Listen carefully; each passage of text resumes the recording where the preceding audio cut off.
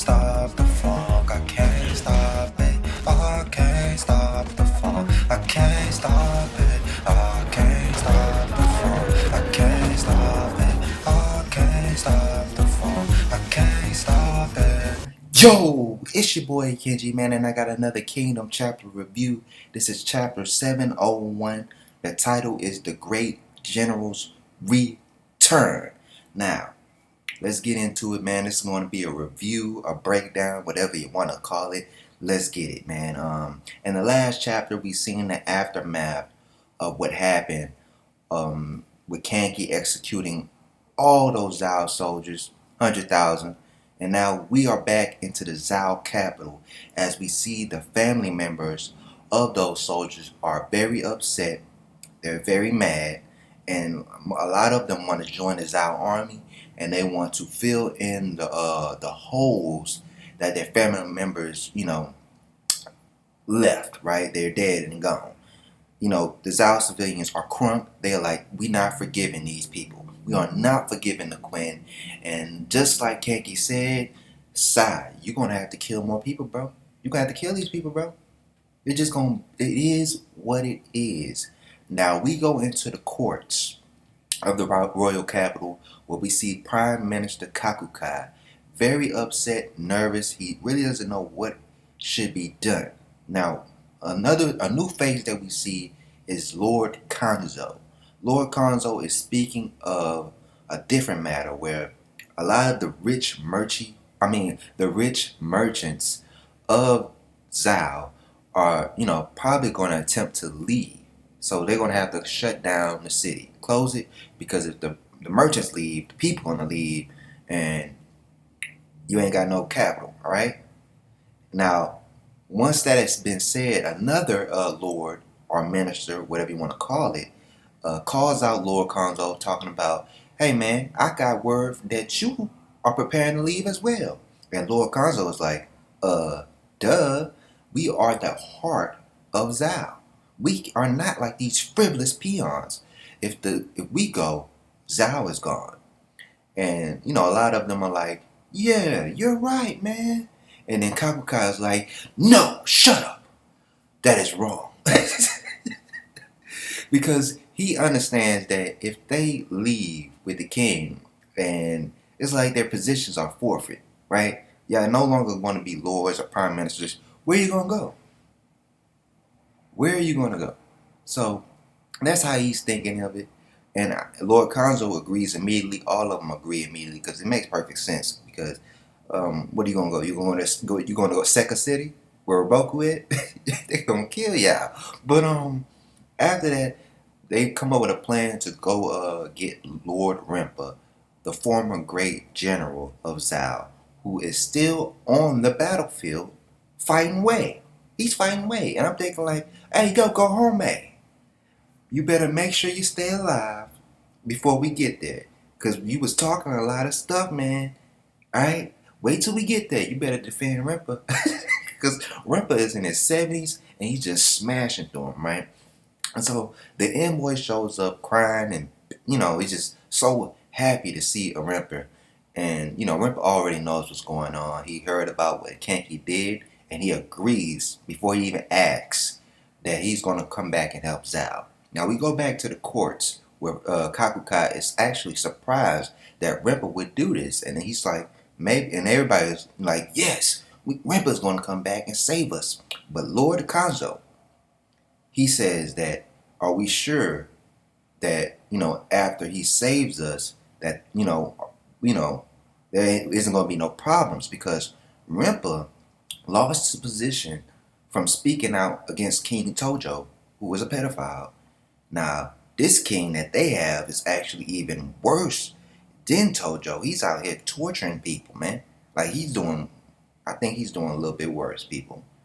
I know pedophile, but like this dude's sitting in a room full of people, torturing them. Just like, man, go get a jester. Somebody tell this boy that Netflix is out. Something. Something.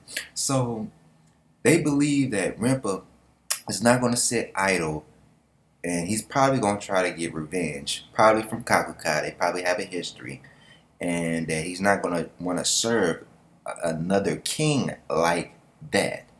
He probably was going to get the other boy. What's his name? I forgot his name. I think it's Prince An.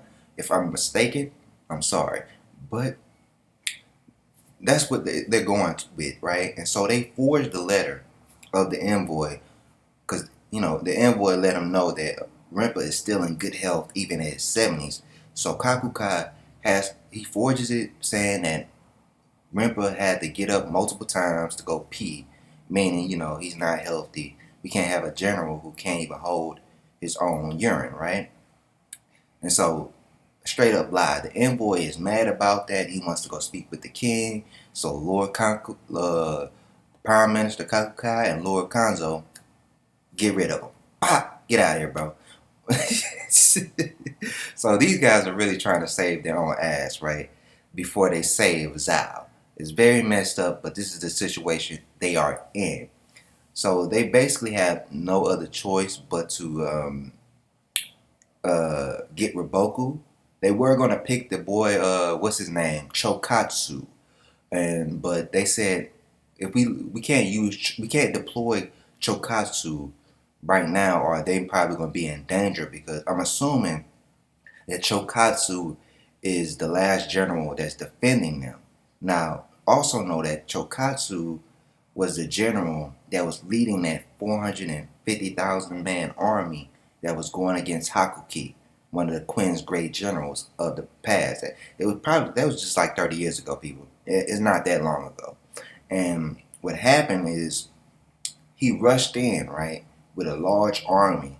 And you know how Hakuki is. He plays just like Ozen, just like Rinpa said. Hakuki will retreat if he can't win the battle. And that's what he was doing. He was retreating. And he got him in an area where he surrounded him on this hill, right? And they basically cut off all supplies from him. And they basically, they starved. I don't know how Chokatsu got out of that, but that large army, that 450,000 army that Zhao lost, is the reason why they're in this position today, because they don't have the manpower to really just do anything, right? And it's all thanks to Hakuki that they are able to invade Zhao with the manpower that they have. That 450,000 men gone? Come on, y'all. That's 450,000 men gone, and another 100,000 gone from Kanki in the last 30 years.